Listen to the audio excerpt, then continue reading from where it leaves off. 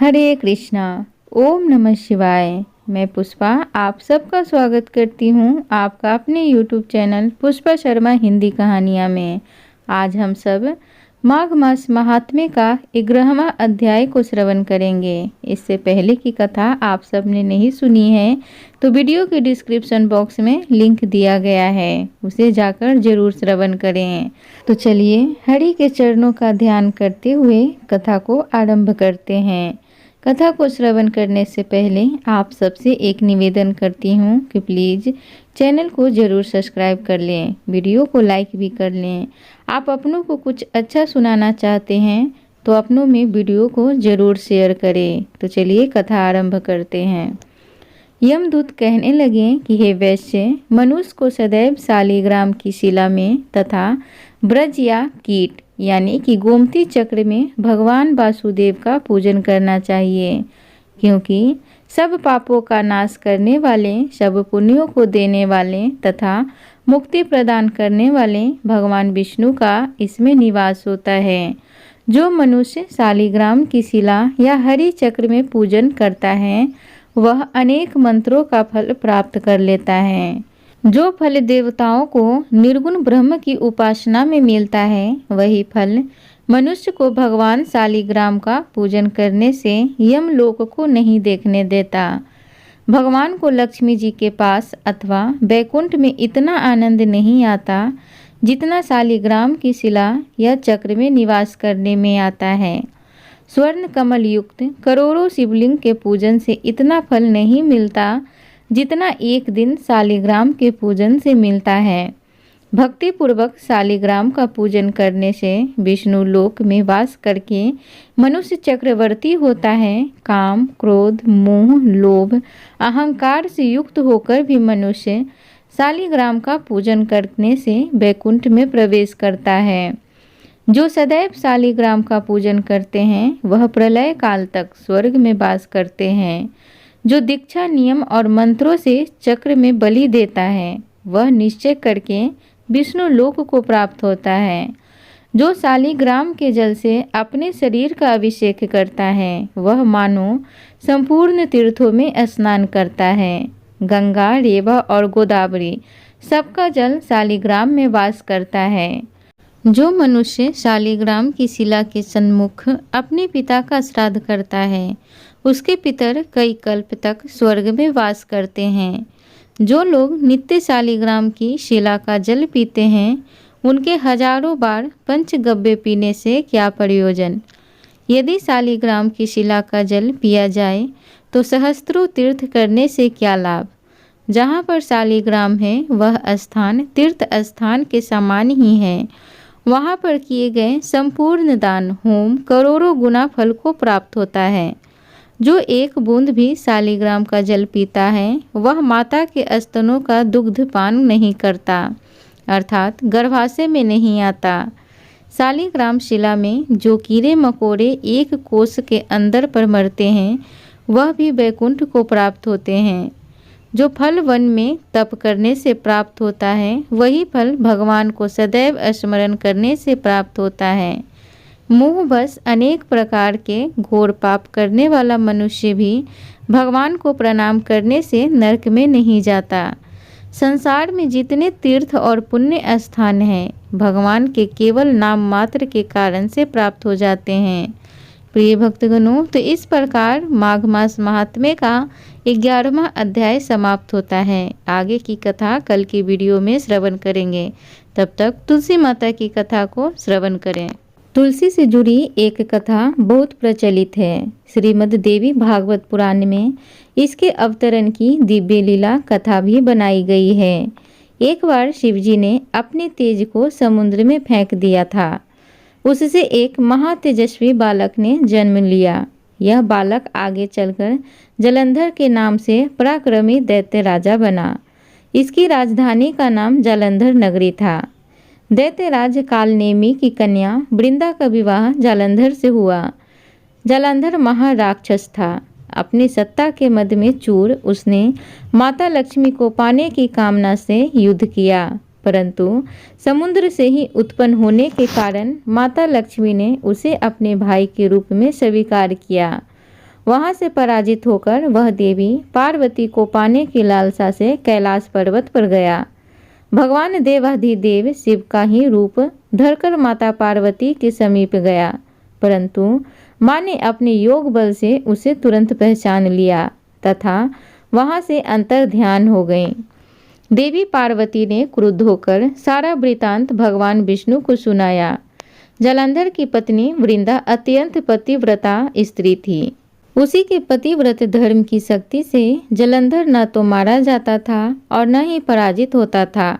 इसलिए जलंधर का नाश करने के लिए वृंदा के पतिव्रत धर्म को भंग करना बहुत जरूरी था। इसी कारण भगवान विष्णु ऋषि का वेश धारण करके वन में जा पहुँचे, जहाँ वृंदा अकेली भ्रमण कर रही थी। भगवान के साथ 2 मायावी राक्षस भी थे, जिन्हें देखकर वृंदा भयभीत हो गई। ऋषि ने वृंदा के सामने पल में दोनों को भस्म कर दिया। उनकी शक्ति देखकर वृंदा ने कैलाश पर्वत पर महादेव के साथ युद्ध कर रहे अपने पति जलंधर के बारे में पूछा। ऋषि ने अपने माया जाल से 2 वानर प्रकट किए। एक वानर के हाथ में जलंधर का सिर था तथा दूसरे के हाथ में धड़। अपने पति की यह दशा देखकर वृंदा मूर्छित होकर गिर पड़ी। होश में आने पर उन्होंने ऋषि रूपी भगवान से विनती की कि वह उसके पति को जीवित करें। भगवान ने अपनी माया से पुनः जलंधर का सिर धड़ से जोड़ दिया, परंतु स्वयं भी वह उसी शरीर में प्रवेश कर गए। वृंदा को इस छल का जरा सा आभास न हुआ। जलंधर बने भगवान के साथ वृंदा पतिव्रता का व्यवहार करने लगी, जिससे उसका सतीत्व भंग हो गया। ऐसा होते ही वृंदा का पति जलंधर युद्ध में हार गया।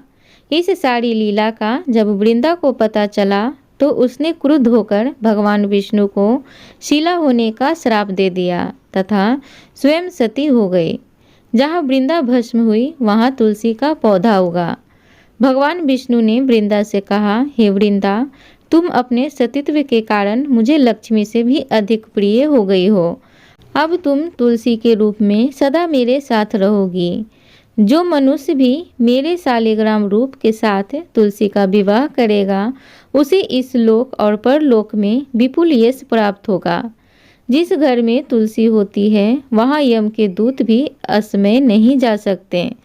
गंगा व नर्मदा के जल में स्नान तथा तुलसी का पूजन बराबर माना जाता है, चाहे मनुष्य कितना भी पापी क्यों न हो। मृत्यु के समय जिसके प्राण मंजरी रहित तुलसी और गंगा जल मुख में रखकर निकल जाते हैं, वह पापों से मुक्त होकर वैकुंठ धाम को प्राप्त होता है।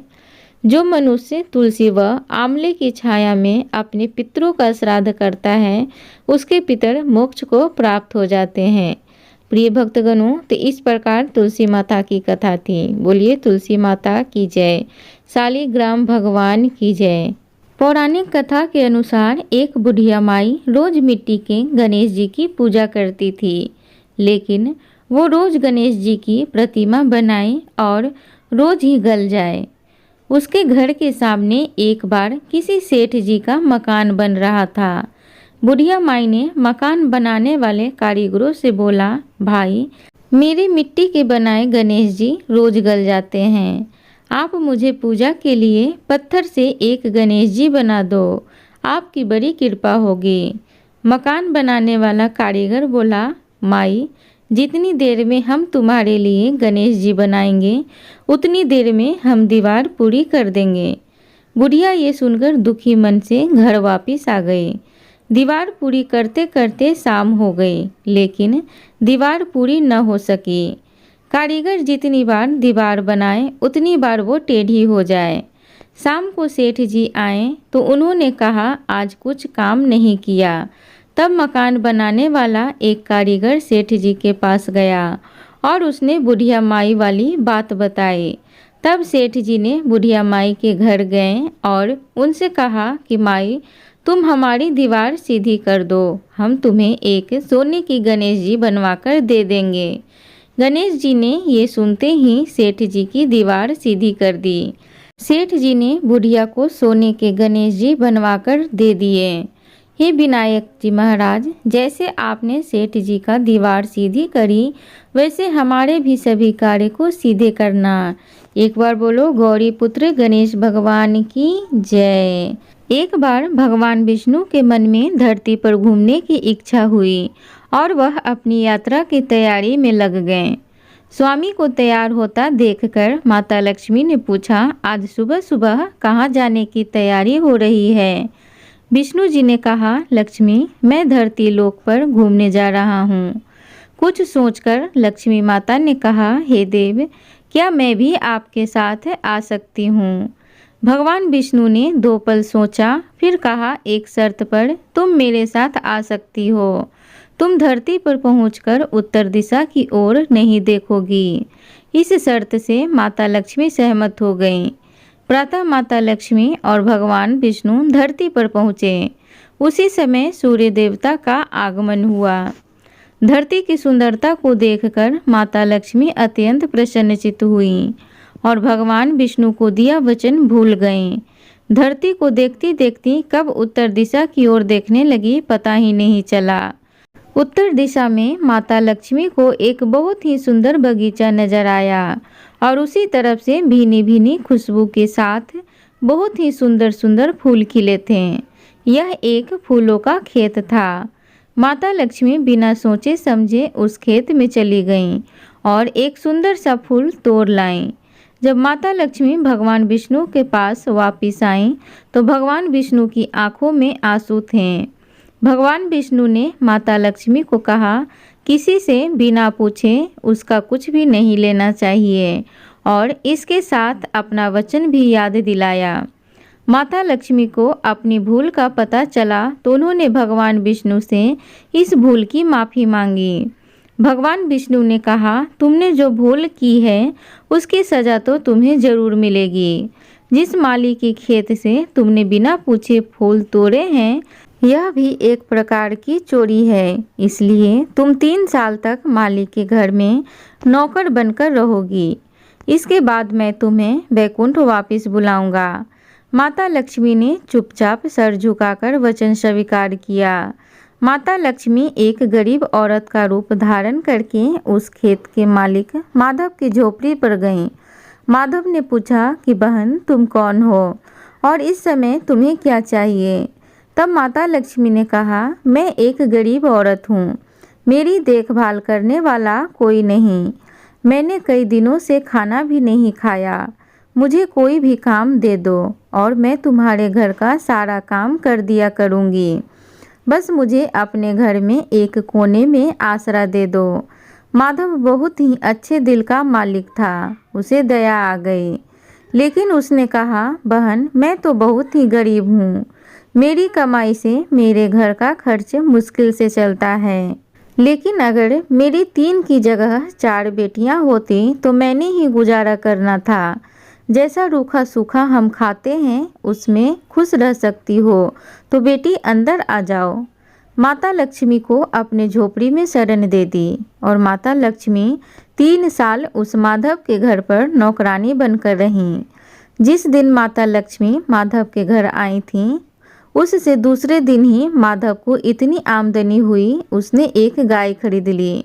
धीरे धीरे माधव ने काफ़ी ज़मीन खरीद ली और सबने अच्छे अच्छे कपड़े भी बना लिए और फिर एक पक्का मकान भी बना लिया।